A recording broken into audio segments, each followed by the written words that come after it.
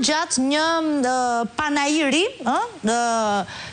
të arkitektëve të huaj.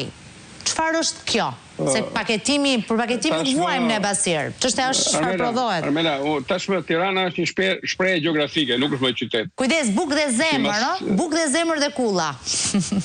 është një shprehje gjeografike, nuk ekziston më qyteti, nuk ekziston më kriteri i qytetit, ekziston një betoniere e madhe mbytëse, sidomos gjithmonë më tepër rrotull, pas agollit Kadares, nuk e di se sa ka qenë lidhja e shkrimtarëve, pjesë e bllokut të rilindjes dhe udhëheqjes, ku e të ndërtoi kulla për gjithë autorët e realizmit socialist. Pra, për te një vizion, jo, se kjo nuk është vetëm vizion sipas teje, apo jo, nuk është çështje vizioni kjo. Jo, nuk është çështje, as pak vizion, është thjesht një fshehje pas interesave reale të Tiranës për të zbatuar projektet kriminale. Nuk është televizioни, ai vesh me emra artistik dhe stilistik këto për të gënjur turmat. Por çfarë është pengmarrje? I kanë thënë ata zotëri, do ndërtoj shkollë aty te shtëpia e gjethes, shtëpia e spionëve atje, pas bankës. 200 metra larg.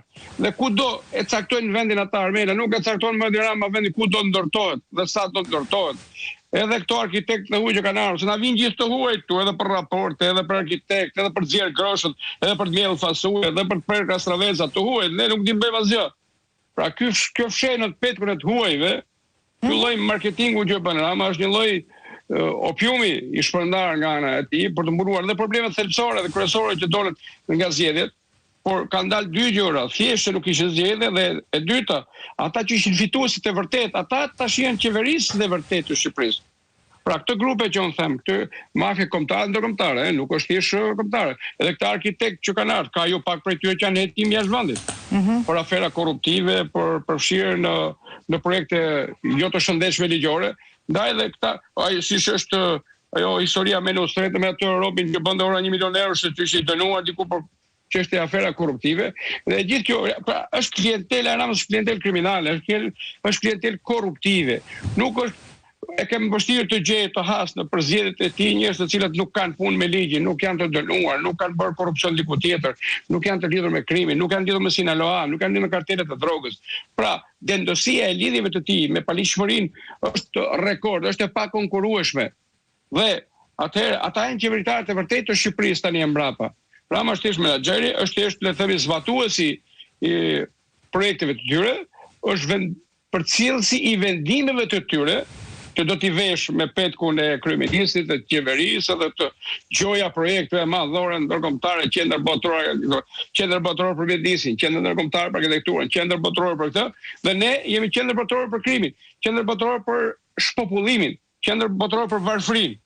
Këto qendra botërore që rëndojnë me qytetarët i vore e zotëria, që pretendon se është duke na quar tej, edhe qendër botërore për të marrur asilant, për të marrur emigrant, për të marrur njerëz që kanë probleme kriminale, probleme të thelluara me ligjin, janë njerëz të inkriminuar dhe ne të bëjmë magazinë këtyre mbetjeve qoftë njerëzore dhe toksike të çdo natyre, pra a ka mundësi që ai të përdorë çdo gjë për të shkatruar vendin, Shqipërinë, shqiptarët të sotmen dhe të nesmen, mjafton që shkfund shpina e tij që ndron një karrike.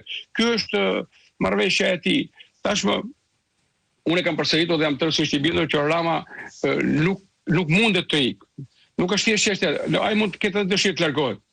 Por ata që kanë marrë peng, ata që kanë rrethuar atë nuk e lën të largohet, pa realizuar projektet atyre, pa nxjerrë investime që kanë bërë ata për të qenë pushtet mbajtës, dhe në këtë mënyrë pa e kafshuar Shqipërinë për herë të dytë dhe për herë të tretë, pra ky nuk largohet. Nuk largohet se nuk e lën ata. Mund të ketë dëshirë vërtet që rrojë ca vite paqe qetësi atje, por pengmarrësit e tij që janë pengmarrës mafios ndërkombëtar nuk e lën largohet. E kanë pamundur. Pra, dhe kjo nuk është pengmarrje individuale, është kombëtare, është shqiptare, ata kanë marrë pengramën, Rama kanë marrë peng shqiptarët. Ne nuk mund të kërkojmë këtu që të vinë na çlirojnë, le të themi, paqërujtësit ndërkombëtar.